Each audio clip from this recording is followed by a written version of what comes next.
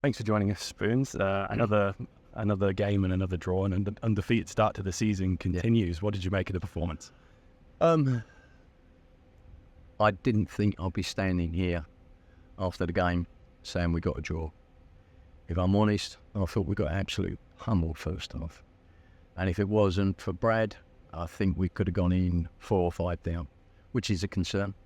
I just said to the players in there, very well done for coming out the second half and having the go that you did, and we created a lot more chances. But, that's last week as well against Bristol City. First 10 minutes, Brad's having to make saves. So we've got to correct that. So that's the negative out of the way. But I think the positive was that we came through it. We showed some grit, some determination and some resilience. The half-time talk was very much around that, what we're going to do. They're a very quick team. They caused you a lot of problems down the flanks. They caused us a lot of problems in wide areas, crosses in the box, and, they could have been one up inside the first minute. So that was quite alarming. But, everybody there, James done a really good chat with them at half-time, spoke with them about the requirements and what they saw.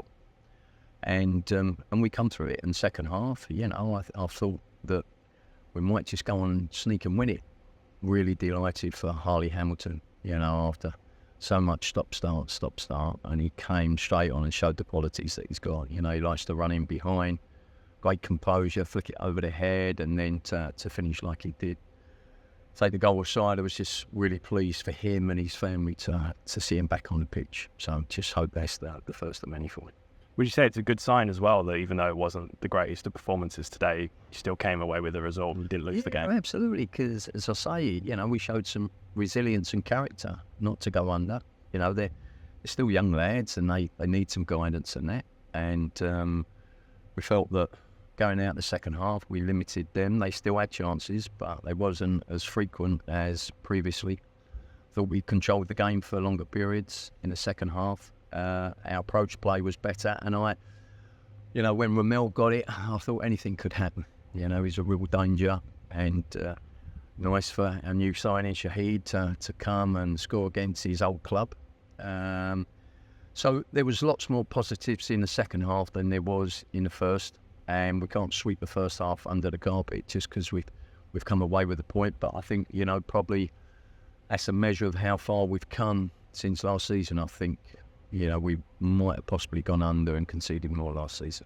As you say, you were here last season talking, and I think that we lost the game here last season, despite maybe not deserving to in a way. Do you think there's a different vibe around the team? Possibly. I thought we rode our luck a little bit last time as well, but they was more clinical, and I think it was 4-2, I think. And then we showed some character to, come away and with a couple of goals. But we just couldn't. We didn't have that little bit inside us. We still need to be better at defending set plays. Got to be better at that. People have to take responsibility. But as a collective, I don't want to be too negative with the players because I say, how they come through the first half. But we've got to stop being able to give so many chances to the opposition. Would you say that's the biggest area that you're going to look at? Yeah, absolutely. We thought we had got better at it. Last week against Bristol City, say early on, we conceded too many chances. But after probably 10, 15 minutes into the game, I thought we looked a lot more solid and contained them. So, I'm not saying we're down in the dumps and that, and our defending's got to be a whole load better. I think we just have to control the game better. Their danger was wide areas. We spoke a little bit about the technical side in not letting them switch the ball, how you press the ball and you approach it, and not letting right footers turn out on their right foot and hit the diags.